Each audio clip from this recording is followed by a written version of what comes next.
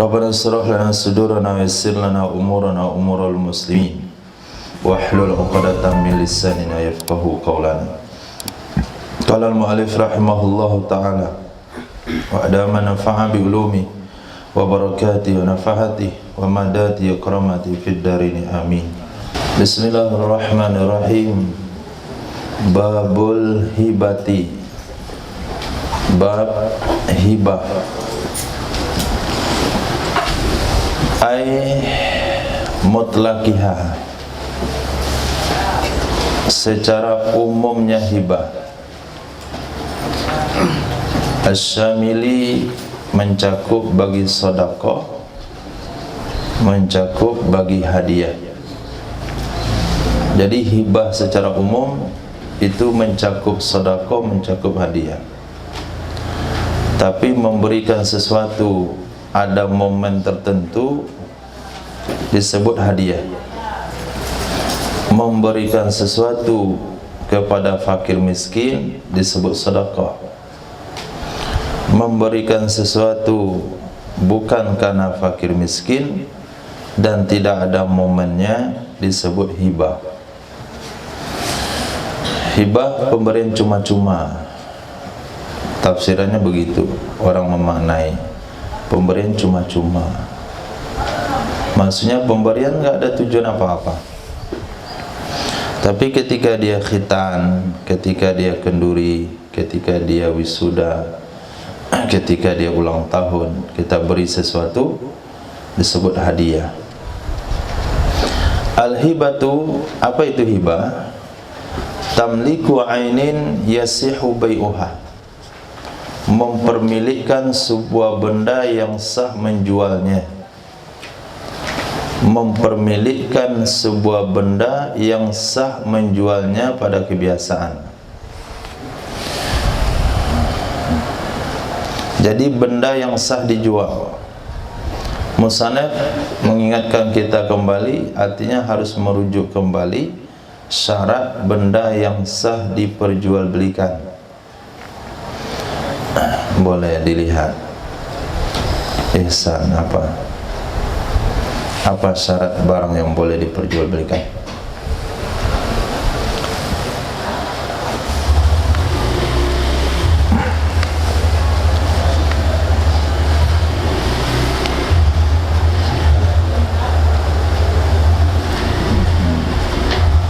Kalau nggak tahu lihat ke bab jual beli. Kalau musannaf ulang lagi syarat di sini, itu artinya musannaf menganggap antum nggak bisa mengingat. Tapi beliau menganggap antum bisa mengingat, maka langsung bilang yang sah diperjualbelikan. Artinya syaratnya sudah selesai, ketentuannya sudah ada di sebelumnya. Maka setelah bab jual beli digunakan bahasa-bahasa yang ringkas. Kullu ma jaza bai'uhu jaza hibatuh. Setiap barang yang boleh dijual boleh diperjualbelikan, boleh dihibahkan.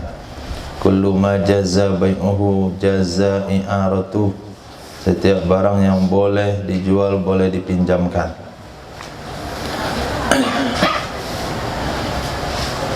Apa syaratnya?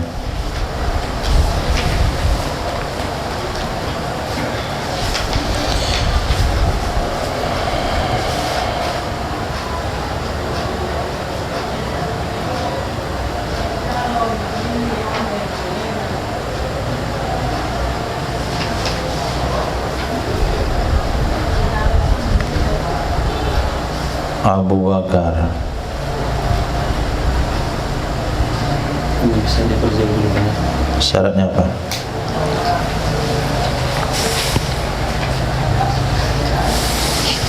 Ismail. Milik sempurna. Milik sempurna.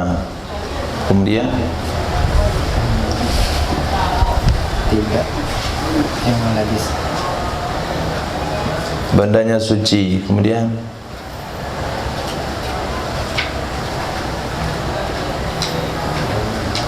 setiap barang yang bisa memberi manfaat yang zatnya suci, kemudian milik sempurna. Artinya menjual barang yang tidak bermanfaat nggak boleh. Seperti menjual satu butir padi.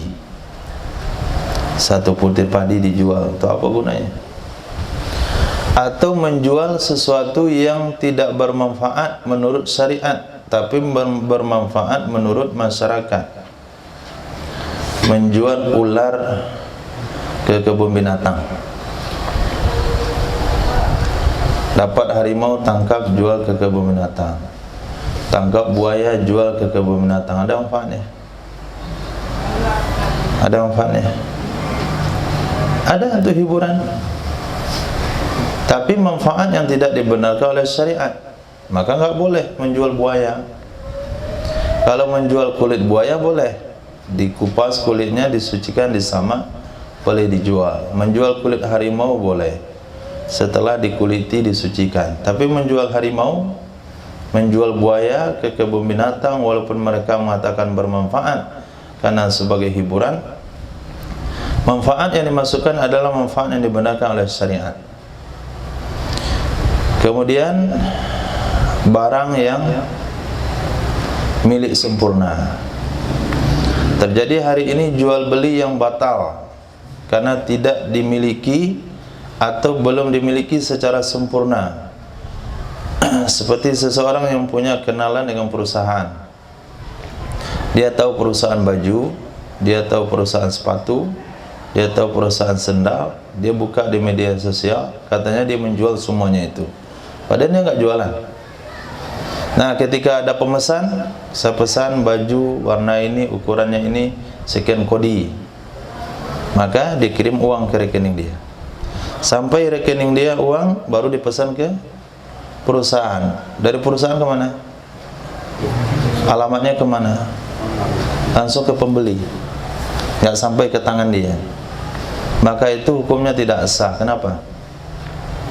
Menjual barang yang belum sempurna pemilikannya. Karena barang setelah kita beli, sempurna pemilikannya kalau sudah ada qobat ikbat. Sementara barangnya belum dikobat, belum sampai di tangan dia. Bahkan kalau dikirim ke dia dalam bentuk paket, belum dibuka, langsung dikirim lagi, tetap hukumnya tidak sah. Nah, sampai di tempat dia, dia buka dulu, kemudian dipaket lagi, kirim ke tempat pembeli, baru sah. Sementara hari ini, jangankan dia buka, sampai ke tangan dia pun belum, maka hukumnya tidak sah. Jadi menghibahkan barang yang sah dijual, yaitu barangnya milik sendiri, kemudian suci, kemudian bermanfaat, maka boleh dihibahkan. Nah, hibah mempermilikkan benda yang sah diperjualbelikan pada kebiasaan, atau dainun, menghibahkan hutang. Menghibahkan hutang. Apa maksud menghibahkan hutang? Hutang antum ke saya nggak usah bayar, sudah saya hibahkan. Itu maknanya menghibahkan hutang. Min ahli tabarru'in, dari ahli tabarru'. Dari ahli tabarru'. Permilikan ain atau hibah hutang itu muncul dari ahli tabarru'. Ahli tabarru' itu istilah untuk orang yang sudah baligh, berakal, rasyid. 3 syarat: baligh, berakal, rasyid. Bahasa kitab menggunakan beberapa redaksi, diantaranya ahli tabarru', ahli tawwa', ahli tasarruf, apalagi ahli tasarruf. itu kan sudah. Nah, jadi kalau ketemu dalam kitab fikih bahasa tersebut, maka maknanya sama. Ahli tasarruf, ahli tatawwu', ahli tabarru', maknanya orangnya sudah baligh, orangnya berakal, orangnya rasyid. Rasyid itu maknanya bisa menjaga agama, bisa menjaga harta. Kalau dia jualan enggak rugi melulu, enggak sering ketipu. Kalau sering ketipu, sering merugi, maka dia tidak dianggap ahli tabarruk. Dia masuk kategori mahjur alaih. Atau dia tidak bisa jaga agama, dia mubazir dengan hartanya, dia mabuk, dia berjudi, disebut dengan mufsafih. Nah, itu bukan ahli tabarruk.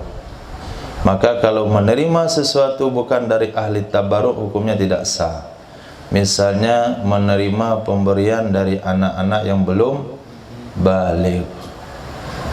Nah, jadi kalau ada santri belum balik, santri baru, kasih antum makanan, antum makan, itu hukumnya haram. Kenapa? Karena hibahnya tidak sah. Dan terima pemberian dari anak TPA, karena hibahnya tidak sah. Nah, termasuk berjual beli dengan anak-anak yang belum balik juga tidak sah. Berjual beli, maka kalau mau jualan jangan di sekolah SD, nanti muamalahnya nggak sah. Jualan es di SMP, jangan di SD. Jual mainan di SMP, nggak ada yang mau beli. Nah, kalau di SD ada yang beli tapi nggak sah. Kemudian ibu-ibu jangan suruh anak-anak beli garam ke kedai, beli minyak goreng. Kenapa? Karena muamalah dari selain ahli tabarruk itu hukumnya batal. Sama berjual beli dengan orang gila. Nah, kalau ada orang gila mampir di kedai antum, dia beli rokok, jangan diterima uangnya, kasih saja rokoknya. Karena kalau terima uangnya tidak sah. Nah, jadi ahli tabarruk bila iwadin, dengan tanpa imbalan. Bila iwadin, yang tanpa imbalan. Wahturiza biqaulina bila iwadin, dikecualikan. Uhturiza, dijaga kata dasarnya, maknanya dikecualikan dengan perkataan kami bila iwadin, mempermilikkan sesuatu tanpa imbalan, dijaga dari, dikecualikan dari baik jual beli. Kenapa? Karena jual beli mempermilikkan benda kepada orang lain dengan ada imbalan. Sementara hibah mempermilikkan benda kepada orang lain tanpa imbalan. Nih saya kasih pensil saya, tapi kasih pulpennya ke saya. Itu hibah atau jual beli? Hibah atau jual beli? Hibah fi hukmil bai'. Nah, akadnya hibah tapi hukumnya jual beli. Begitu juga hibah bi thawabin, hibah dengan nah, jangan diartikan pahala. Hibah dengan imbalan. Hibah pakai imbalan seperti tadi. Kasih saya sendalmu, saya kasih sepatu saya kepadamu.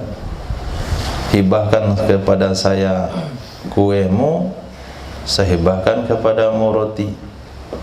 Itu bukan hibah. Apa juga? Fa innaha bai'un haqiqatun. Sesungguhnya hibah pakai imbalan, hibah berbalas, itu adalah jual beli secara hakikat. Maka akan berlaku di sana hukum jual beli, di antaranya khiyar syarat, khiyar majlis, khiyar aib. Tapi di hibah yang tanpa imbalan itu enggak ada khiyar. Nah, bi ijabin, bi muta'alaq kepada tamliku ainin, bi ijabin, mempermilikkan sebuah benda dengan ada ijab. Apa itu ijab? Perkataan yang memberitahukan bahasanya kita menghibahkan sesuatu kepada kawan, kepada orang lain. Contoh, wahabtuka hadza, aku hibahkan kepadamu benda ini. Contoh, malaktukahu, aku jadikan hak milik ka kepadamu hu akannya benda. Ka maf'ul pertama, hu maf'ul kedua. Manahtukahu, aku berikan kepadamu akannya benda. Baik bahasa hibah, baik bahasa permilikan, baik bahasa pemberian, itu semuanya masuk kategori hibah. Dan perlu juga qabulin atau kepada ijabin, dengan adanya qabul muttasilim bihi, yang bersambung dengan ijab. Jadi qabul itu harus bersambung dengan ijab, baik dalam akad nikah, dalam jual beli, dalam hibah, pinjam meminjam, sewa menyewa, itu antara ijab sama qabul harus nyambung, nggak boleh terpisah. Terpisahnya boleh qadrun nafas, kadar ngambil nafas. Nah, dan terpisah yang dianggap tidak terpisah nggak ada masalah, hanya jeda sedikit saja itu boleh. Tapi dalam akad nikah ini yang nggak diperbolehkan sama sekali. Seketat-ketatnya dibuat di situ, sehingga dipanjangkan kalimat tunai, tunai, dah siap-siap itu mempelai laki-laki. Tunai, saya terima nikahnya. Baru nyambung. Jangan sedikit, tunai, saya terima. Padahal dia ngambil nafas. Menurut kaidah fikih dah selesai, tapi menurut KUA belum. Kenapa? Ada jedah sedikit. Saya nikahkan kepadamu putri saya dengan mahar sekian, saya terima nikahnya putri bapak dengan mas kawin sekian. Apa hukumnya? Enggak sah. Satu bilang mas kawin, satu mahar. Padahal sama saja. Jadi kadang-kadang itu aneh dalam bermasyarakat. Perkara sudah sah dianggap enggak sah, perkara belum sah dianggap sah.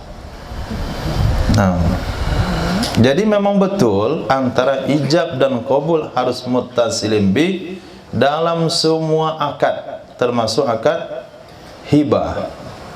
Muttasilin bihi, bersambung dengannya ijab. Mana contoh ijab? Qabil tu, aku terima. Raditu, aku ridha. Aku rela. Titik. Wa tan'aqidu bil kitabati, terakad ia hibah dengan kitabah.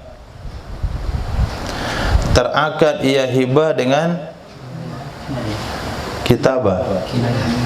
Kinayah. Masya Allah, ini kok kitabah. Tan'aqidu bil kinayati, terakad ia hibah dengan kinayah. Apa itu kinayah? Setiap akad, setiap lafaz yang memiliki makna umum. Setiap lafaz yang memiliki makna umum, tidak tertuju kepada suatu maksud, tapi bisa digunakan kepada maksud tersebut. Maka kinayah butuh kepada niat. Setiap lafaz kinayah, ijab atau qabul kinayah harus kepada niat. Contoh, laka hadha, ka seperti, laka hadha, untukmu ini.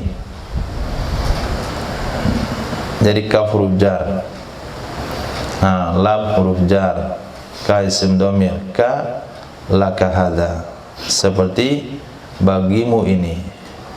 Kalau antum anggap fi'il madhi itu cari di kamus enggak jumpa. Kalaka, kalaka yakliku kalkan, enggak ada artinya itu. Nah, ka seperti laka hadza, milikmu ini. Apa maksud milikmu ini? Apakah dipinjamin, atau dihutangkan, atau diberikan? Atau contoh lagi, kasautuka hadza, aku pakaikan kepadamu ini pakaian. Kawan jauh-jauh datang ke rumah, sampai di rumah basah kuyup. Nah, kita suruh ganti baju. Pakailah baju saya ini. Setelah dia pakai, apa maksudnya pakai baju itu? Dikasih dari minjamin. Itu namanya kinayah. Kalau niatnya tadi ngasih, langsung jadi hibah. Kalau niatnya dipinjamin, jadi pinjamin, jadi pinjaman. Maka kita harus bertanya, ini baju mana? Masa ganti lagi? Itu untuk saya.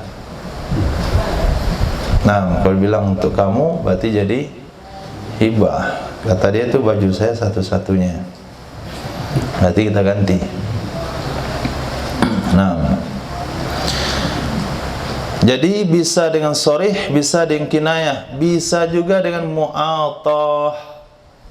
Jadi hibah bisa dengan mu'atah. Apa itu mu'atah?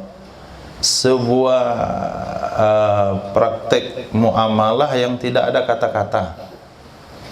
Praktek muamalah yang enggak pakai kata-kata. Enggak ada ijab kabul. Itu mu'atah. Pergi ke kedai, minta plastik, ambil gorengan 5, bayar, enggak ngomong, Bu 5, pergi masuk. Apa itu Bu 5? Nah, sebagian ulama mengatakan jual beli mu'atah hukumnya haram. Itu satu pendapat. Pendapat yang kedua, jual beli mu'atah boleh, tapi untuk benda yang kecil-kecil. Tapi yang besar-besar enggak boleh. Kalau jual beli rumah, kendaraan, hewan ternak yang besar itu harus pakai akad. Alhamdulillah di kampung-kampung ada akad. Kalau jual belinya sesuai dengan adat istiadat. Seperti jual beli mereka mengeluarkan zakat. Setelah mengeluarkan zakat, dipanggillah masyarakat ke rumah, doa syukuran.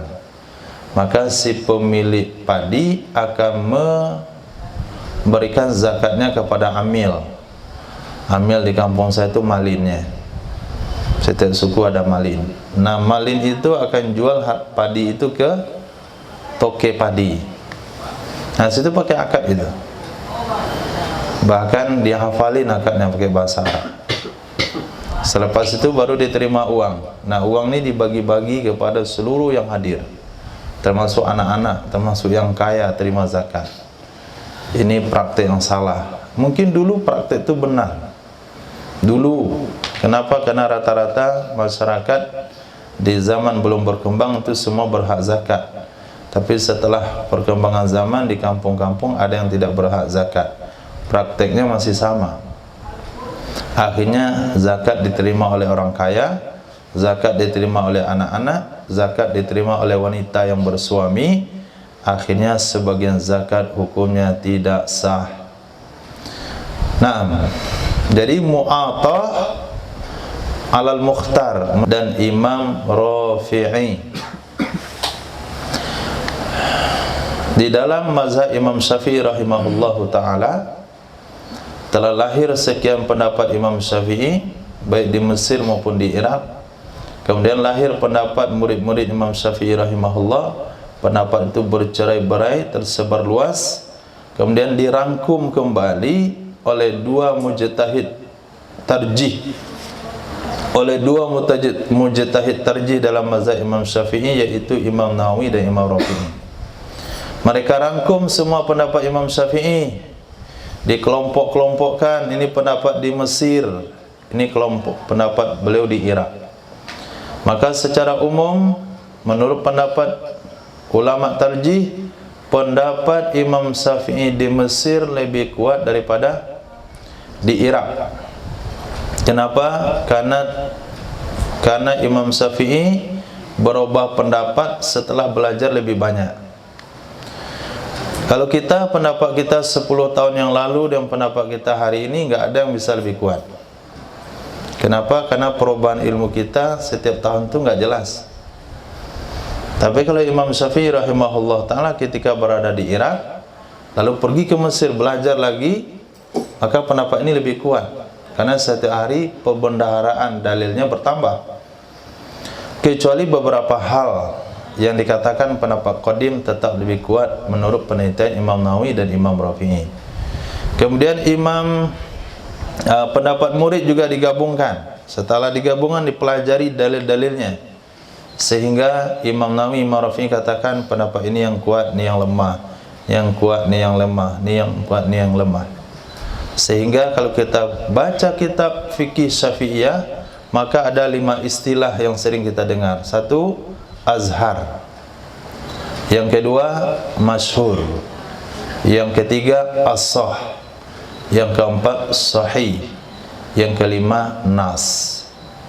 Kalau kita jumpa nas, itu maknanya adalah pendapat Imam Syafi'i tunggal. Enggak pernah berpendapat 2 atau 3. 1 saja pendapat beliau. Mesir, Iraq pendapatnya 1. Itu nas.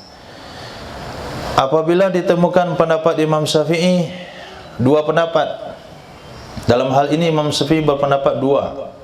Apabila pendapat yang kedua dalilnya lemah, maka pendapat pertama nilainya atau labelnya as-sah. Masyhur. Tapi apabila pendapat yang kedua dalilnya kuat juga, maka pendapat yang pertama dikasih label azhar. Nah, begitu juga as-sahih adalah label untuk pendapat murid Imam Syafi'i.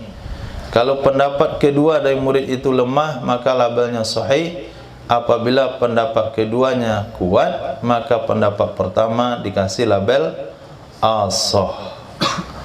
Nah, itu 5 yang sering didengar. Ada lagi namanya qaulun mukharajun, ada wajihin, ada qaulin, ada kila. Kalau kita temukan yang kitab fikih wa fi qaulin, itu pendapat siapa? Wa fi qaulin kaza wa kaza, pendapat Imam Syafi'i. Kalau ketemu dalam kitab fikih wa fi wajihin, menurut satu pendapat. Pendapat juga maknanya qaulin pendapat, wajihin pendapat. Tapi kalau qaulin pendapat imam, kalau wajihin pendapat murid Imam Syafi'i. Kalau mau cari dalilnya, ambil kitab Sunan Kubra Imam Baihaqi. Itu semua dalil mazhab Imam Syafi'i ada di situ. Maka dikatakan oleh para ulama, seluruh para ulama di bawah mazhab Imam Syafi'i tidak bisa membalas jasa Imam Syafi'i kecuali Imam Baihaqi. Itu yang bisa membalas jasa Imam Syafi'i, karena beliau telah berhasil mengumpulkan semua dalil dalam mazhab Imam Syafi'i. Seginilah lebarnya kitabnya. Nah, Sunan Kubra Imam Baihaqi 18 mujallad atau 15.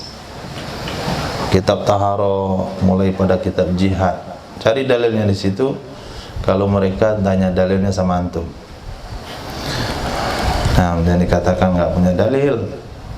Apa itu ikut mazhab, enggak ikut sunnah? Ini semuanya intisari dari sunnah. Jadi pelajar agama hari ini harus cari kitab itu, hafalin semuanya. Nah, sehingga dalil kunut ini, dalil ini, semua dalil lengkap. Nah, Sunan Kubra Imam Baihaqi. Nah, qala syekhuna, berkata syekh kita siapa? Syekhuna Ibnu Hajar Al-Haytami. Nah, kalau ketemu kalimat syekhuna dalam kitab fikih Syafi'iyah, maksudnya adalah Ibnu Hajar Al-Haytami. Tapi kalau antum kebaca kalimat syekhani, berkata 2 syekh, itu kalau dalam hadis Bukhari Muslim. Kalau fikih Nawawi Rafi'i. Kalau sahabat Abu Bakar, Sayyidina Abu Bakar dan Sayyidina Umar bin Khattab. Kalau dalam mazhab Hanafi, antum kebaca kalimat syekhani, maka itu maknanya adalah Qadi Abu Yusuf dan Muhammad bin Hasan. Nah, Qadi Abu Yusuf dan Muhammad bin Hasan, 2 murid utama Imam Abu Hanifah. Qala syekhuna, berkata syekh kita Ibnu Hajar Al-Haytami dalam kitab Syarah Minhaj, wa qad la tustaratus sighah. Kadang-kadang tidak perlu disyaratkan sighat. Di kadang-kadang dalam hibah itu enggak perlu disyaratkan sighat. Kama law kanat dimniyatan, sebagaimana jikalau adalah sigat itu terkandung, sebagaimana kalau adalah sigat itu terkandung. Jadi makna dari hibahnya terkandung dalam kata-kata tapi tidak jelas. Contoh, a'tiq abdaka anni, merdekakan olehmu budakmu untukku. Merdekakan olehmu budakmu untukku. Fa'atakahu, lalu dia merdekakan akannya budak. Wa illam yakul majjanan, walaupun dia tidak mengatakan gratis. Budak itu merdeka enggak? Merdeka. Yang punya budak boleh minta bayaran sama orang yang berkata-kata tadi? Enggak perlu. Aktik abdaka anni, merdekakan budakmu untukku. Kata kawan, tolong belikan saya air minum. Kita belikan. Itu hibah atau hutang? Hah? Hibah atau hutang? Hibah. Nah, itu dimniyah, sudah ada dalam kandungan, terkandung di sana bahasa hibah. Tapi kalau bilang belikan air minum nanti saya ganti, itu baru hutang. Tapi kalau nggak ada bahasa saya ganti, itu adalah hibah. Nah, kalau nggak mau hibah, tanya sama kawan itu, ini mau saya ganti nggak nanti? Tapi kalau kita langsung kita belikan, nggak ada nanya-nanya, maka langsunglah dia jadi hibah. Nah, itu pendapat Imam Ibnu Hajar Al-Haytami dalam kitab Syarah Minhaj. Kadang-kadang nggak perlu syarat sigat. Kadang-kadang sigat hibah itu ada dalam, terkandung dalam sebuah ungkapan. Nah, apalagi bahasa traktir. Traktirlah saya makanan. Hibah. Tolong bikinkan saya rumah. Kita bikinkan dia rumah gratis tadi. Tolong bikinkan. Kan enggak minta bayaran. Mana uangnya? Rumah udah selesai. Kan saya bilang tadi tolong. Tolong tuh mana minta bayaran? Namanya tolong menolong. Walaupun dia tidak katakan gratis, walaupun dia tidak katakan majanan, tetap jatuhnya hibah. Contohnya lagi, lau zayyana waladas saghir bi uliyin, kalau mendandani ia seseorang akan anaknya yang masih kecil dengan perhiasan. Dia mendandani, menghiasi anaknya yang masih kecil dengan perhiasan. Dibelikan anting untuk anak wanitanya, maka secara otomatis anting itu adalah hibah ke anaknya. Maka kalau sekiranya seorang bapak atau ibu telah memberikan perhiasan untuk anaknya yang masih kecil, lalu kepepet nggak punya uang, diambil perhiasan anaknya dijual, itu harus dicatat sebagai hutang kepada anak. Nah, kenapa? Dengan kita memakaikan perhiasan, itu maknanya sudah dihibahkan. Nah, sudah dihibahkan. Tapi kalau kita ambil lagi, apa hukumnya? Boleh. Nah, kalau ada niat mengambil lagi, boleh. Seseorang tidak boleh mengambil pemberiannya. Seorang yang kembali mengambil pemberiannya sama dengan anjing yang menjilat muntahnya. Maka mengambil hibah, mengambil pemberian hukumnya haram, kecuali pemberian ayah kepada anak, itu boleh diambil. Bi khilafi zaujati, dengan sebalik istrinya. Dengan sebalik istrinya. Kalau suami belikan istrinya kalung, belikan gelang, itu belum tentu hibah kalau tidak ada kata-kata. Nah, belum tentu hibah.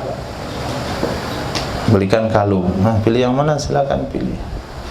Belikan kalung, belikan cincin, belikan anting. Nah, kepepet uang, ambil lemari jual, isinya kehilangan. Apa hukumnya? Enggak haram. Kenapa? Karena kita tidak pernah ungkapkan, ini saya berikan kepadamu, tapi hanya sekadar dipakaikan. Pakailah. Kan hanya pakailah. Nah, tapi kalau sudah kita hibahkan, maka hukumnya tidak boleh diambil kembali. Li'annahu qadirun ala tamlikihi bitawalid tarafaini. Kenapa itu dianggap hibah? Karena sesungguhnya seorang ayah itu mampu atas mempermilikkan kepadanya anak dengan metawalli, maknanya menjabat. Maksudnya di sini apa bahasa yang mudah? Tawalli, menjabat, mewakili atau bertindak tarafaini, dari dua sisi. Tawalid tarafaini, bertindak dari dua pihak. Pihak orang yang menghibah dan pihak si penerima hibah. Ini berbicara tentang anaknya yang masih kecil. Bolehkah akad dengan anak yang masih kecil? Boleh akad hibah? Enggak sah. Nah, sekarang supaya sah, bagaimana seorang ayah memberikan kepada anaknya yang masih kecil? Maka ayah itu boleh bertindak dalam dua sisi. Sisi pemberi hibah, sisi penerima hibah. Nah, dia pakai dua benda. Ini tangan kanan dia mewakili dia, tangan kiri dia mewakili anaknya. Saya hibahkan perhiasan ini ke anak saya. Saya terima hibah untuk anak saya. Itu mana tawalid tarafain. Itu dianggap sah seperti pendapat Imam Kuffal. Qaffal, qalahu al-Qaffal, mengatakan akannya pendapat oleh Imam Qaffal. Jadi seorang ayah memakaikan perhiasan kepada anaknya yang masih kecil, itu langsung jadi hibah. Kenapa bisa jadi hibah? Karena ayah bisa mewakili, ayah bisa bertindak sebagai pemberi hibah, dan dia juga bisa bertindak sebagai wakil anaknya, penerima hibah. Hanya dalam bab ini. Dalam bab lain enggak boleh. Dalam bab lain hukumnya batal.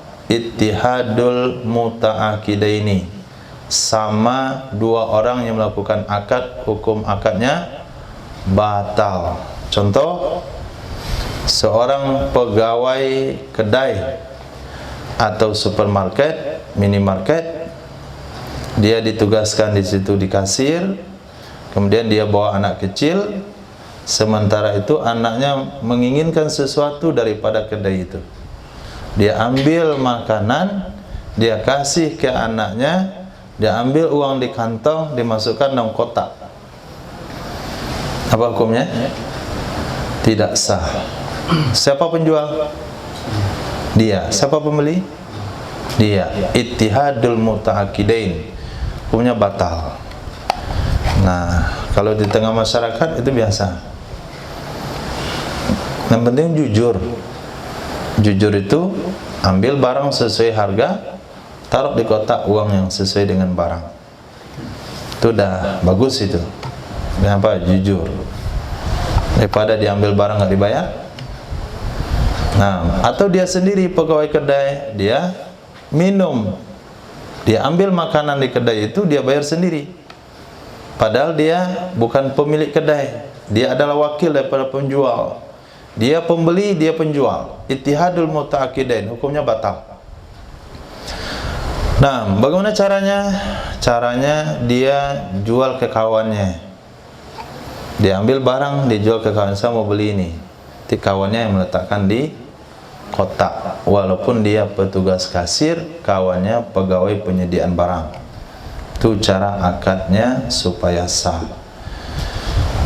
Nah, tapi dalam bab ini, yaitu seorang ayah memberikan sesuatu kepada anaknya yang kecil, ayah bertindak sebagai wahib, kemudian ayah juga bertindak sebagai wakil anaknya, mauhublah, karena anaknya masih kecil, tidak sah untuk melakukan akad. Hal itu diperbolehkan menurut pendapat Imam Qaffal. Wa aqarrahu jam'un, mengakui akannya pendapat oleh sekelompok ulama. Pendapat itu diakui oleh sekelompok ulama. Walakin i'tarada bi anna kalam asy-syaikhain yukhalifu. Akan tetapi bertentangan ia pendapat dengan sebab sesungguhnya kalam syaikhain, itu syaikhain Imam Nawawi, Imam Rafi'i dalam hibah yang dilakukan oleh asal. Asal maknanya ayah atau kakek. Itu arti daripada asal. Asal dan furu'. Asal adalah ayah dan kakek, furu' adalah anak dan cucu. Imam Nawawi, Imam Rafi'i mensyaratkan dalam hibah asal tawallit tarafain, harus menguasai atau bertindak sebagai pengganti dua sisi dengan ijab dan qabul. Harus bertindak pengganti dua sisi, sisi pemberi hibah dengan sisi penerima hibah, dengan adanya ijab dan qabul. Wa hibatu waliyin ghairahu, sedangkan hibah seorang wali ke selainnya asal. Wa hibatu waliyin ghairihi, maaf bukan ghairahu, ghairihi. Dan hibah seorang wali selain asal, bahwa menerimakan akannya hibah oleh hakim atau oleh naibnya hakim. Ya Karim, wali seorang anak, baik wali nikah anak wanita atau wali dari anak yang kecil, urutannya adalah ayah, kakek, anak laki-laki. Kalau wali nikah anak laki-laki nggak masuk. Ayah, kakek, saudara laki-laki seibu sebapa, saudara laki-laki sebapa, anak laki-laki dari saudara laki seibu sebapa, anak laki-laki dari saudara laki-laki sebapa, paman seibu sebapa, paman sebapa, paman anak laki-laki dari paman seibu sebapa, anak laki-laki dari paman yang sebapa. Nah, dari sekian wali itu ada yang asal, yaitu ayah dan kakek. Kemudian ada yang enggak asal, yaitu saudara, paman, anak saudara, anak paman. Kalau sekiranya yang menghibahkan itu adalah ayah dan kakek, maka mereka bisa bertindak langsung kepada anak kecilnya. Ayah bisa berhibah langsung kepada anaknya yang kecil, kakek bisa menghibahkan langsung kepada cucunya yang kecil. Siapa sebagai penghibah? Ayah dan kakek. Siapa sebagai wali pengganti anak yang kecil? Ayah dan kakek juga. Itu disebut dengan tawallit tarafain. Bertindak dua belah pihak. Pihak pemberi, pihak penerima. Dengan ijab dan qabul satu orang, yaitu ayah dan kakek, hukumnya boleh. Tapi pada hibah wali selain asal, yaitu seorang saudara memberikan kepada saudaranya yang kecil, seorang paman memberikan sesuatu kepada keponakan yang kecil, seorang sepupu memberikan sesuatu kepada sepupunya yang kecil. Dalam hal ini yang bertindak sebagai penerima pengganti anak yang kecil itu harus hakim atau naibnya hakim. Mereka tidak boleh bertindak sendiri. Nah, ini pendapat Imam Nawawi, Imam Rafi'i. Berbeda sedikit yang pendapat Imam Kufal. Imam Kufal pendapatnya asal wali boleh bertindak menggantikan dua sisi, tapi Imam Nawawi, Imam Rafi'i mensyaratkan itu hanya pada ayah dan kakek saja. Wa naqalu anil Abbadi, mereka juga mengutip pendapat yang sama, mereka mengutip dari Imam Abbadi wa aqarrahu, dan ia mengakui akannya pendapat, wa aqarrahu, dan dia Imam Abbadi mengakui akannya pendapat Imam Nawawi dan Rafi'i. Apa pendapatnya? Annahu, sesungguhnya, lau gharasa asjaran, jikalau seseorang menanam akan pohon. Gharasa itu arti dasar menanam tanaman tua, sementara menanam tanaman muda itu bahasanya zaro'a. Kalau bahasa kita ya menanam kelapa, menanam padi, bahasanya sama, menanam. Kalau bahasa Arab, kalau tanamannya tua bahasanya gharasa, kalau tanamannya muda bahasanya zaro'a. Lau gharasa asjaran, jikalau menanam ia seseorang akan beberapa pohon. Wa qala indal gharasi, dan dia berkata ketika menanamnya, agrisuha li ibni, bukan agrisha, itu fi'il mudhari. Agrisuha li ibni, aku menanam pohon ini untuk anakku. Sebagai contoh, lam yakun iqraran, tidak ada ia kata-kata itu pengakuan hak milik, itu tidak menjadi hak milik. Maka kalau sekiranya terjadi di tengah-tengah keluarga, seorang ayah membuka 1 hektar kebun sawit, kemudian dia tanam, kata ayah itu, ini saya tanam untuk anak saya yang paling kecil. Itu terungkap dari kata ayah itu. Lepas itu ayahnya meninggal dunia, terjadi persengketaan antara anak-anak. Kata anak yang kecil, ini sawit milik saya. Kenapa milik kamu?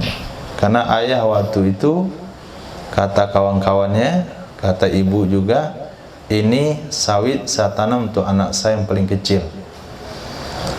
Nah, apakah perkataan itu bisa menjadi dasar itu kebun milik anak yang kecil? Bisa? Bisa? Tidak. Lihat di kitabnya. Kalau seseorang menanam pohon, ketika menanam dia katakan, ini saya tanam untuk anak saya, lam yakun iqraran, itu tidaklah sebuah pengakuan, maka sawit itu tetap menjadi ahli waris yang dibagi kepada seluruh ahli waris yang lain, tidak terperuntuk menjadi hak milik kepada anak yang disebutkan oleh ayahnya itu ketika menanam. Begitu juga rumah, ini saya bangunkan untuk anak saya yang tua, rumah ini saya bangunkan untuk anak saya yang nomor 2. Pas mau bangun untuk rumah yang ketiga, untuk anak yang ketiga, dia meninggal dunia. Nah, kata anak pertama kedua, alhamdulillah ayah meninggal, kami dah punya rumah, kamu belum. Nah, rumah 1, rumah 2 tetap tidak milik anak pertama dan kedua, itu tetap menjadi harta warisan yang akan dibagi. Maka seorang anak yang pertama dan kedua, dia tidak boleh mengambil hak itu atas dasar perkataan ayahnya tadi, abni hadza li ibni, aku bangun ini untuk bangun rumah ini untuk anakku yang pertama, yang kedua hukumnya tidak sah. Lam yakun iqraran, itu permasalahan yang tadi terjadi di tengah masyarakat. Jadi seolah-olah fikih yang dibahas, kadangkala kita baca fikih tapi enggak tahu kasusnya di tengah masyarakat. Seolah-olah fikih itu ada di satu kamar, yang terjadi di masyarakat di kamar yang lain lagi. Sebetulnya yang sedang dibahas dalam kitab fikih itu yang terjadi sekarang, terjadi hari-hari. Nah, kalau antum nanti ditanya dalam masa ahli waris, ayah saya pernah ngomong begini, ini rumah saya bangunkan untuk anak saya yang ini. Apakah itu rumah sudah milik anak yang itu? Jawabannya belum. Bi khilafi ma law qala li 'ainin fi yadihi istarituha li ibni. Lain halnya kalau dia berkata kepada benda yang ada di tangan dia, aku belikan ini untuk putraku.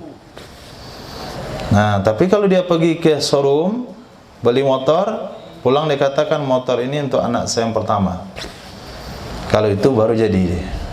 Tapi kalau menanam pohon, membuat rumah, tidak. Tapi kalau benda yang ada di genggamannya, itu iya. Auli fulanil ajnabi, atau bagi sianu yang ajnabi. Sianu yang ajnabi, maksudnya orang lain, bukan keluarganya. Fa innahu iqrarun, itu dianggap sebuah pengakuan hak milik. Walau qala ja'altu hadza li ibni lam yaklikhu in qabadha lahu illa in qabadha lahu. Jikalau seseorang berkata, aku jadikan ini menjadi milik putraku, aku jadikan ini menjadi milik putraku, niscaya tidak memiliki ia putranya akannya barang tersebut kecuali jika dia telah mengqabat baginya barang. Sebelum meninggal dunia, kebiasaan orang-orang kaya membagi-bagi harta kepada anak-anaknya. Sudah diperuntukkan satu persatu. Hal itu tidak akan sah sebelum ada qobat. Sebelum ada qobat. Toko yang bandar buat untuk kamu, serahkan kuncinya, baru sah. Tapi kalau hanya ada yang lidah, musyawarah dulu. Kayak usia saya tinggal sebulan lagi. Saya takut mati nanti kalian berkelahi gara-gara harta. Dibagi-bagilah harta oleh bapak yang mau meninggal itu. Rumah itu untuk si anu, kedai itu untuk si anu, untuk ini untuk ibumu, sawah itu untuk si fulan. Hanya sekadar bicara, lalu dia mati. Maka harta yang sudah diperuntukkan tadi itu enggak sah semuanya. Harus disatukan, dibagi sesuai ahli waris. Kata mereka, kami enggak ada lagi yang bisa dibagi sesuai ahli waris bagi kami. Kenapa? Ayah kami sudah menghibahkan semuanya kepada kami dengan cara dibagi-bagi waktu hidup. Pertanyaannya, apakah kalian sudah mengqabat waktu itu? Kalau sudah diqabat, ada serah terima, boleh. Tapi kalau belum, tidak sah. Lam yamlikhu. Adakah kasusnya hari ini? Nah, wa dha'afa as-subkiyu, dan menganggap lemah pendapat tersebut oleh Imam As-Subki dan oleh Imam Azra'i dan oleh imam selain mereka berdua. Apa yang dianggap lemah? Qaulal Khawarizmi, pendapat Imam Khawarizmi dan pendapat selainnya Imam Khawarizmi. Apa pendapatnya? Anna ilbasal abis saghiri, anna ilbasal abis saghira huliyan yamliku iyah. Sesungguhnya memakaikan oleh ayah akan anak kecil. Ilbas itu masdar, tugasnya idofah fa'il manasab maf'ul. Fa'ilnya jadi mudhaf ilaih, abi. Karena setiap kalimat setelah masdar pasti hukumnya kasrah. Kemudian saghira maf'ul bihnya, idofah fa'il manasab maf'ul. Sesungguhnya memakaikan oleh ayah akan anaknya yang kecil akan perhiasan, yumlikuhu iya, yumlikuhu iya, itu berarti seorang ayah telah mempermilikkan perhiasan tersebut kepadanya anak kecil. Itu pendapat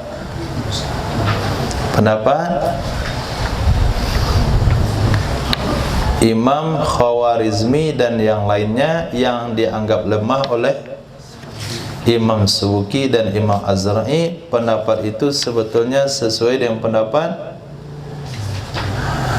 Syekhuna Ibnu Hajar Al-Haytami, kama law zayyana waladus saghir bihuliyin, itu langsung jadi hibah. Wa naqala jama'atun an fatawal qaffali nafsa annahu law jahaza bintahu ma'a amtiatin bila tamlikin yusaddaqu biyaminihi fi annahu lam yamlikha inidda'athu wa hadza sarihun fi raddi ma sabaqa'an. Telah mengutip oleh sekelompok ulama dari fatwa Imam Kufal,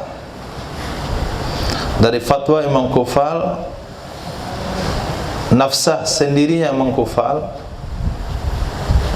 Jadi fatwa beliau secara tersendiri. Ketiga Imam Nawawi juga ada fatwa tersendiri dalam kitab beliau Fatwa An-Nawawiyah. Ini juga dalam fatwa Imam Kufal. Jadi ulama-ulama Syafi'iyah, di samping mereka dikutip pendapat mereka dalam kitab-kitab yang mereka karang, mereka juga menyusun pendapat sendiri dalam kitabnya. Jadi dalam fatwa Imam Kufal sendiri, beliau di sana menuliskan annahu sesungguhnya law jahaza bintahu, jikalau seorang ayah mempersiapkan putrinya, jahaza. Nah, jahaza ini tidak akan dipahami oleh orang Minangkabau. Nah, karena dalam Minang tidak ada bahasa jahaza. Jahaza itu artinya mengantarkan putri ke rumah suami. Nah, dia persiapkanlah istrinya, jahaza, tajhiz. Bahasa ini juga digunakan untuk mayat, tajhiz, menyelenggarakan jenazah. Kalau di sini jangan menyelenggarakan putri, jahaza mempersiapkan putrinya untuk diantar ke rumah suaminya. Ma'a amti'ah, berserta barang-barang. Diantarkan istrinya dengan kendaraan, dengan perhiasan, dengan makanan, dengan peralatan rumah tangga. Bila tamlik, tapi tidak ada bahasa, tidak ada kata-kata mempermilikkan. Kalau sudah ada kata-kata permilikan, itu enggak ada lagi masalah. Ini kamu santarkan bersama barang-barang ini sudah menjadi milikmu di rumah suamimu. Selesai masalah. Di sini tidak ada bahasa tamlik. Selepas itu berjalan sebulan, 2 bulan, 3 bulan, ayahnya bilang, mana anting saya, tolong kembalikan. Kemarin saya kirim kamu ke rumah suami kamu, ada nampan kan, tempat makan, tolong kembalikan. Gelas-gelas kembalikan, tempat tidur tolong kembalikan, AC, kipas tolong kembalikan, kulkas tolong kembalikan. Bingung anaknya. Bukan ayah sudah berikan itu ke saya. Diangkat kasus ke pengadilan. Nah, sampai di pengadilan, siapa yang dibenarkan oleh pengadilan? Yusaddaqu biyamini, dibenarkan ia ayah dengan sumpahnya. Bukan anaknya. Dibenarkan ia sang ayah dengan sumpahnya fi annahu lam yumlikha, dalam hal sesungguhnya ayah tidak mempermilikkan ia si ayah akannya anak. Ini da'athu, kalau kasus itu jika menuduhkan ia anak akannya hak milik. Tapi kalau anaknya enggak menuduhkan, mana kulkas saya langsung dikirim, mana baju saya langsung dikirim, apa yang diminta ayahnya langsung diberikan, itu enggak perlu ke pengadilan. Kalau ke pengadilan, ini da'athu, jika seorang anak mengakui sudah dipermilikkan oleh ayahnya, sementara ayahnya mengatakan saya tidak memberikan itu kepadamu, maka pada saat itu tidak ada saksi dan tidak ada kata-kata permilikan waktu awal diberikan, dibenarkanlah perkataan ayah dengan sumpahnya di pengadilan. Hadza sharih fi raddi ma sabaqa'an. Ini jelas sekali dalam bertentangan pendapat yang telah terdahulu dari Imam Kufal. Nah, pendapat Imam Kufal ini bertolak belakang dengan pendapat beliau sebelumnya, qalahul Kufal. Anda kalau kufar kama law zayyana walau saghira bihuliyin bi khilafi zaujati li'annahu qadirun ala tamliki bitawalid tarafain qalahul kufar.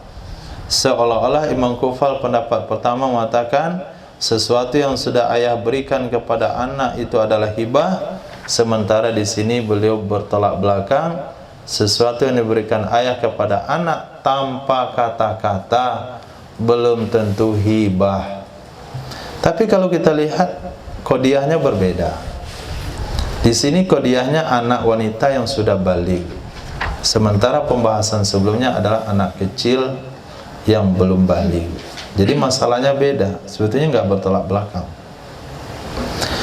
Naam, wa aftal qadi berfatwa oleh Qadi Husain.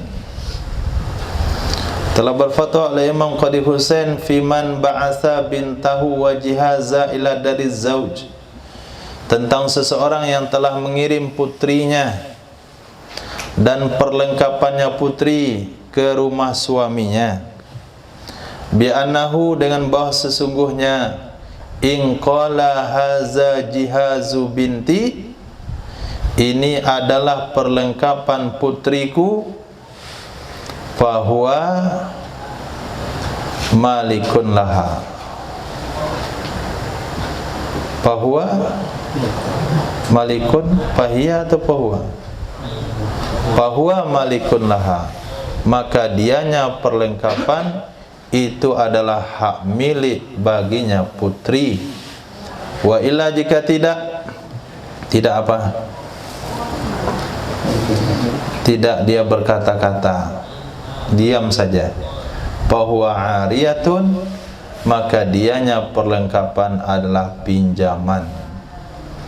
Wa saddaqu biyaminih, kalau masalah ini sampai berakhir di pengadilan, maka hakim akan membenarkan ayah dengan sumpahnya. Wa saddaqu biyaminih, dibenarkan ia ayah dengan sumpahnya. Wallahi, demi Allah, saya meminjamkan semua perlengkapan adalah pinjaman kepada putri saya, bukan pemberian. Maka pada saat itu semua yang diberikan kepada putrinya dikembalikan kepadanya. Khair. Wa kakhil ilmal muluki li'tiyadi adamil lafzi fiha, sama halnya dengan khal'il muluk,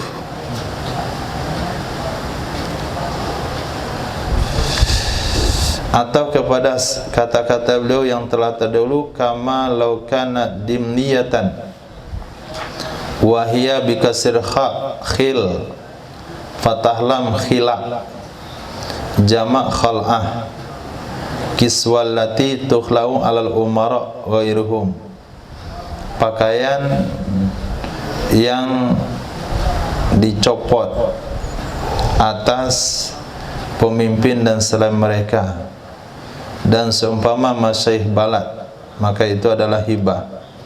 La tuhtaju ila sighah, enggak perlu pada sigat. Jadi khil itu artinya seperangkat kain atau satu setel pakaian raja-raja. Seperti satu setel pakaian raja-raja, karena kebiasaan tidak ada lafaz dalam hal itu. Ketika seseorang dilantik jadi raja, maka pada saat itu dia diberikan pakaian.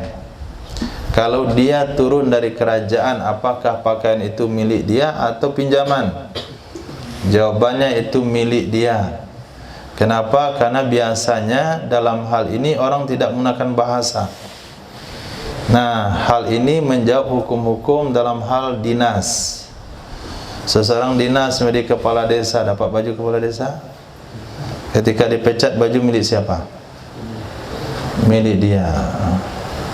Dia diangkat menjadi PNS, dia diangkat menjadi pekerja pemilu, lalu dikasih baju. Hansip pemilu dikasih baju. Selesai jadi hansip pemilu, baju milik siapa? Itu maknanya khil'il muluk. Walaupun raja-raja, tapi di tempat kita banyak hal-hal yang dikasih baju. Nah, bertugas sebentar kasih baju.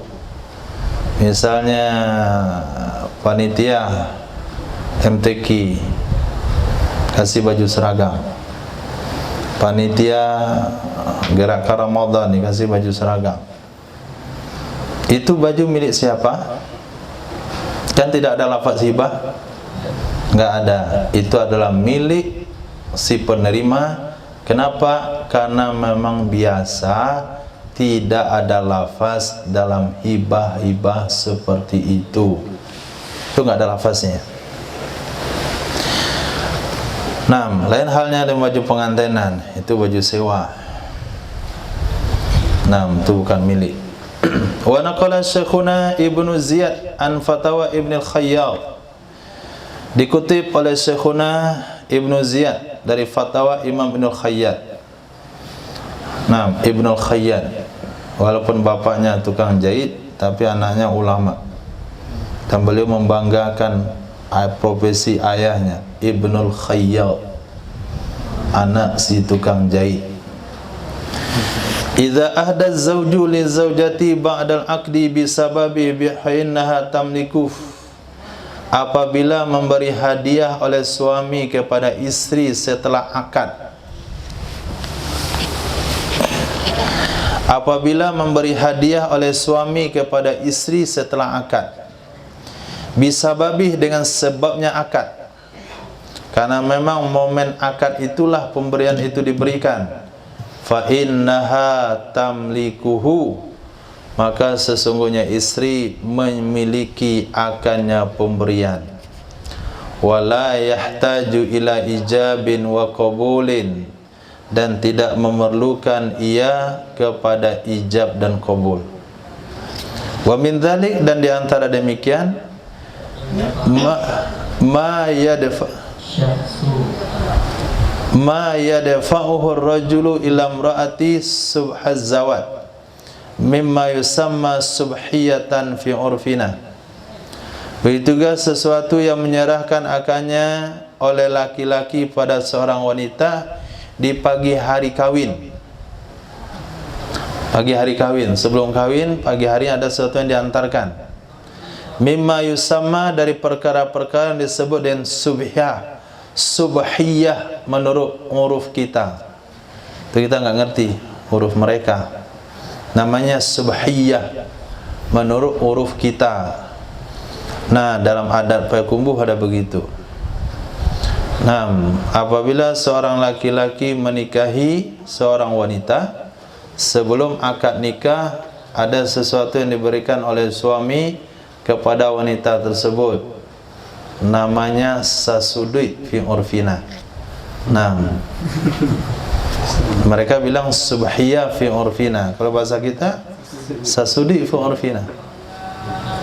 Apa itu? Ranjangnya, lemarinya, meja hiasnya, spring bagnya, bantalnya, selimutnya lengkap. Nah, sasudui artinya kamar itu penuh satu sudut. Nah, itu apa hukumnya? Hah? Kan nggak ada akad di situ. Datang aja antaran. Ini apa ini? Ini dari keluarga laki-laki. Nggak disebut akadnya apa itu? Pinjaman kah? Apakah dia setelah 2 bulan cerai bisa diambil lagi atau tidak? Apakah gagal menikah jadi diambil atau tidak? Nah, jawabannya itu semuanya hadiah. Semuanya sah menjadi milik wanita, walaupun tidak ada ijab qabulnya, walaupun tidak ada akadnya. Ma yadfa'u rajul ilal mar'ah subhaz zawaj, sesuatu yang diberikan oleh seorang laki-laki kepada wanita di pagi hari kawin, maksudnya sebelum akad nikah. Dan antara perkara yang disebut subhiyah menurut huruf kami, wa ma yadfa'u ilaiha idza wudibat, juga sesuatu yang seseorang berikan kepadanya, sesuatu yang memberikan ia suami akannya sesuatu, ilaiha, hu itu kembali kepada ma, fa'ilnya huwa, ma yadfa'u, sesuatu yang memberikan ia, siapa? Suami, hu, akan sesuatu tersebut, ilaiha kepadanya istri apabila dia marah. Nah, istrinya 2 hari diam aja dia tadi. Akhirnya pada hari ketiga dibelikan dia cincin supaya dia enggak marah lagi. Nah, cincin itu milik siapa? Milik istri. Ada ijab kabul situ? Enggak ada. Saya berikan cincin ini kepada kamu karena kamu marah. Enggak ada. Enggak ada ijab kabul untuk menarik mencairkan suasana. Itu hukumnya adalah hibah. Atau sesuatu yang nikah ia suami atasnya istri. Tazawwaja 'alaiha, menikah ia suami atasnya istri. Apa maksudnya? Hah? Apa kira bahasa itu? Menikah ia suami atasnya istri. Nah, sogok poligami. Nah, sesuatu yang diberikan karena suaminya menikah atasnya istri, dia dah punya istri menikah lagi. Kata dia, kau usah menikah lagi boleh enggak? Enggak boleh. Kau usah kamu belikan kamu mobil, rumah sama mobil? Boleh.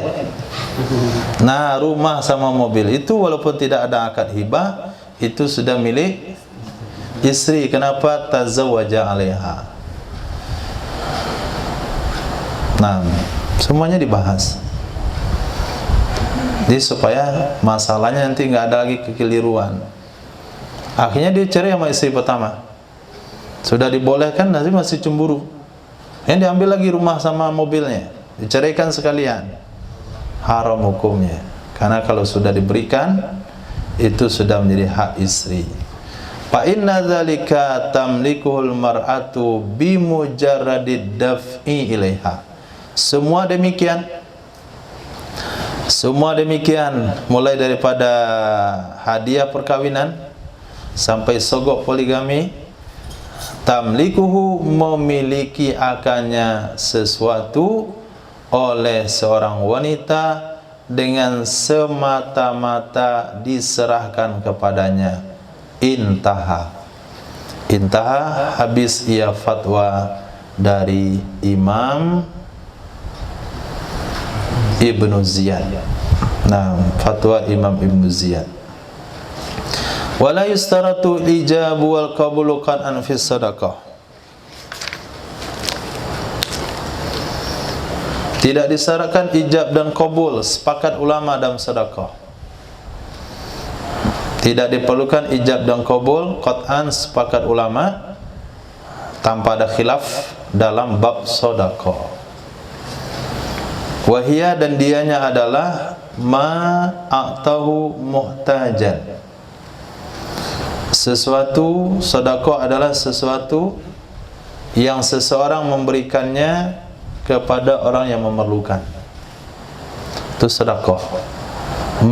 Sesuatu, a'tahu, yang seseorang memberikan sesuatu tersebut kepada muhtajan, orang yang memerlukan. Wa illam yaqsidis sawaba, walaupun dia tidak bertujuan mencari pahala, dia memberi hanya karena kasihan.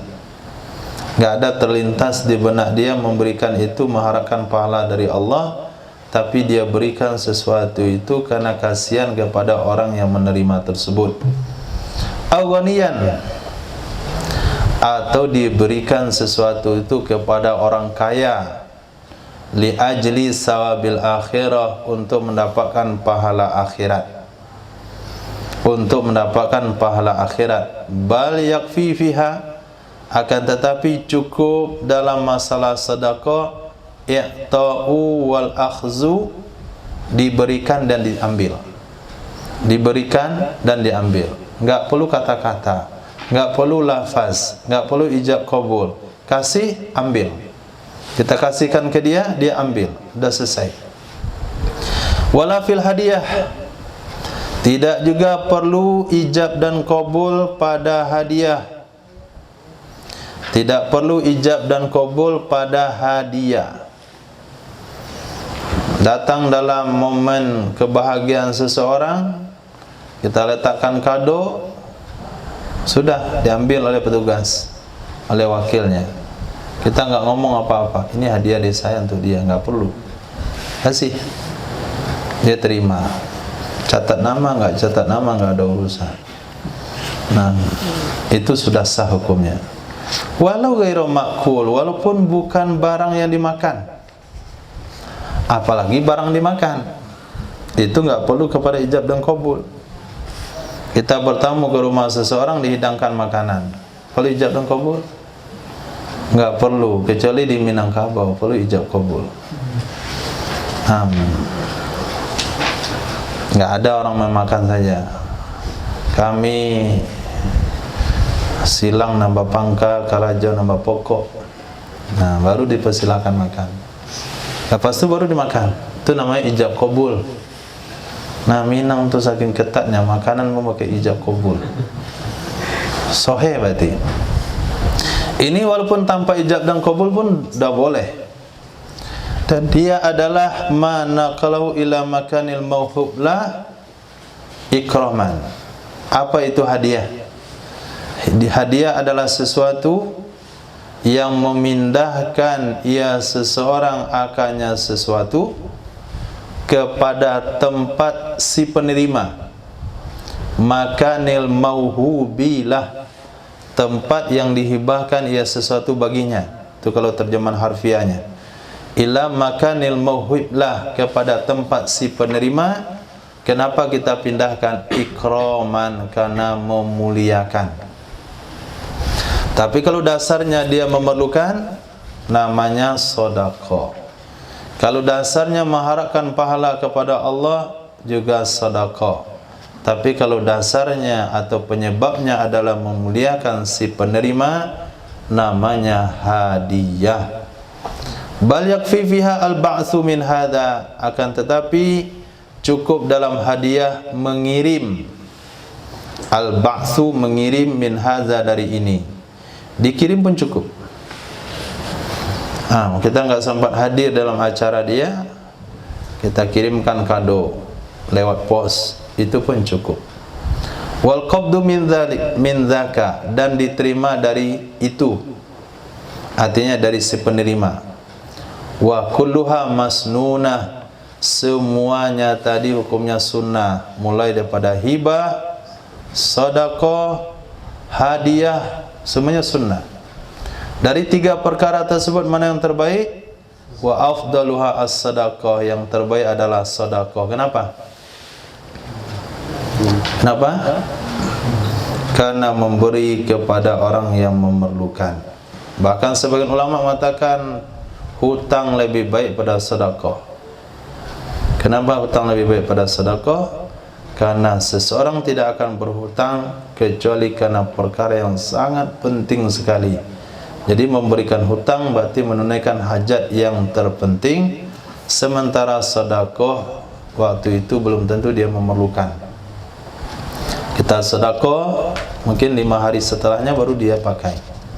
Tapi kalau hutang pasti karena tuntutan yang pentinglah dia berhutang. Wa amma kitabur risalah, adapun surat yang dikirim, surat yang dikirim, alladzi lam tadulla qarinatun ala audih, yang tidak menunjukkan oleh qarinah untuk dikembalikan. Kita dapat surat undangan baralek dari kawan, tebal kertasnya. Itu kalau dicetak berapa? 5.000 mungkin, 10.000. Ini surat yang dikasih ke kita ini dikembalikan enggak? Ini surat undangan milik siapa? Sampai dibahas begitu. Jawab, berkata Imam Mutawalli, itu milik maktub ilaih, milik si penerima surat. Nah, artinya surat undangan enggak mesti dikembalikan, tapi kadang-kadang mesti dibawa. Nah, enggak mesti dikembalikan, kadang-kadang mesti dibawa. Enggak malu-maluin. Datang kendurinya di hotel, sewanya mahal. Pas kita masuk, Bapak mau kemana? Acara undangan, mana suratnya? Tinggal di rumah, nggak boleh masuk. Nah, kan bahaya. Nah, nggak boleh masuk. Nah, jadi perlu dibawa kadang-kadang supaya memastikan kita tamu undangan. Tapi setelah dibawa, boleh dibawa pulang lagi. Mungkin dia punya hobi mengkoleksi, sehingga dari awal dia dapat undangan, disusun semuanya, pajang, dilihat udah ada 1000 buah. Lepas itu muncul ide dia untuk mencetak undangan, kan? Nggak perlu lagi cari sampel. Dia buka usaha berdasarkan koleksinya. Nah, itu sah menjadi hak milik daripada si maktub ilaih. Wa qala ghairuh, berkata selain Imam Mutawalli, huwa bakin bimilkil katib. Dianya surat undangan tetap menjadi hak milik si penulis, orang ngirim surat. Nah, kalau kita ikut pendapat selain Imam Mutawalli ini, kalau diundang beralat nikah, surat undangnya dibawa dikembalikan. Walil maktubi ilaih intifa'u bihi ala sabilil ibaha. Tapi boleh bagi si penerima surat mengambil manfaat dengan surat tersebut dengan jalan ibahah, jalan diizinkan, jalan diperbolehkan, tapi bukan jalan hak milik. Wa tasihul hibatu titik. Cukup sampai di situ.